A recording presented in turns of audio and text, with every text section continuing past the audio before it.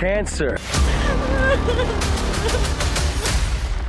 کانسر یا سرطان په اصل کې څه شی دی؟ دا خطرناکه ناروغي څنګه د انسان په بدن کې پیدا کیږي؟ کومې هغه خاموشي نښې دي چې خلک یې له پامه غورځوي خو وروسته لوی خطر جوړوي؟ هر کال په نړۍ کې څو میلیونه خلک په سرطان اخته کیږي او څومره ترې خپل ژوند له لاسه ورکوي؟ کوم هیوادونه د سرطان په ناروغۍ او د مړینې په شمېر کې تر ټولو مخکې دي؟ ولې پاکستان او افغانستان کې سرطان ورځ تر بلې ډېرېږي؟ آیا د دې ناروغۍ څخه ځان ژغورل کېدای شي که نه؟ او تر ټولو مهمه پوښتنه دا ده چې ولې سرطان ډېری وخت هغه مهال تشخیصیږي کله چې ډېر ناوخته وي؟ دا او داسې نور ډېر مهم معلومات زموږ سره په همدې ویډیو کې وګورئ.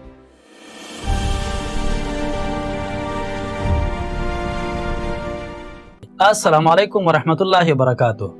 نن غواړم له تاسو سره د یوې داسې خطرناکې ناروغۍ په اړه بشپړ معلومات شریک کړم چې د دغې ناروغۍ د نوم په اورېدلو سره د ډېرو خلکو په ذهن کې ویره، اندېښنه او ګڼې پوښتنې راپورته کیږي چې دا ناروغي نومیږي cancer یا سرطان. As the cancer diagnosis. Cancer. New cancer therapies. Cancer. From cancer. Cancer. د دې ویډیو د جوړولو لامل دا دی چې ډېری دوستانو راڅخه غوښتنه وکړه چې د سرطان په اړه یوه داسې ویډیو جوړه کړئ چې د تعلیم یافته او پوهه اشخاص ترڅنګ پرې عام خلک هم ډېر په اسانۍ سره پوه شي.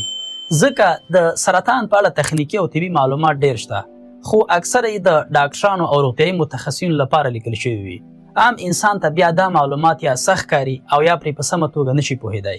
همدا وجه ده چې نن به هڅه وکړو د سرطان ناروغي ډېر په ساده، روان او د هر چا د پوهېدو د وړ انداز کې وپېژنو.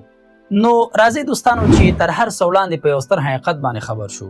هغه دا چې د نړۍ وروستۍ احصایې ښایي چې په هر کال کې شاوخوا 200 لکه یا 2 کروړه او یا هم 20 میلیونه کسان په کانسر یا سرطان اخته کیږي او د دې جملې څخه نږدې 90 لکه کسان دي. یعنی هر ورځ زرګونه کورونه د دې ناروغۍ تر سیوري لاندې راځي.